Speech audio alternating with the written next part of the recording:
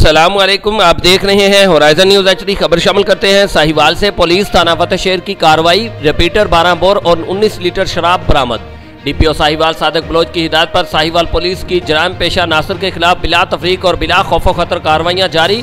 SHO थाना फतेहशहर Aamir Suhail ASI Hasan सहू ने हमरा टीम कार्रवाई करते हुए मुलजिम इमरान से रिपीटर 12 बोर और मुलजिम बाबर से 19 लीटर शराब देसी बरामद करके मुलजमान के खिलाफ मुकदमा दर्ज कर लिए। तर्जमान पुलिस जिला Sahiwal. Report Rauf Shahzad Jat, divisional bureau chief Sahiwal, horizon news HD Pakistan.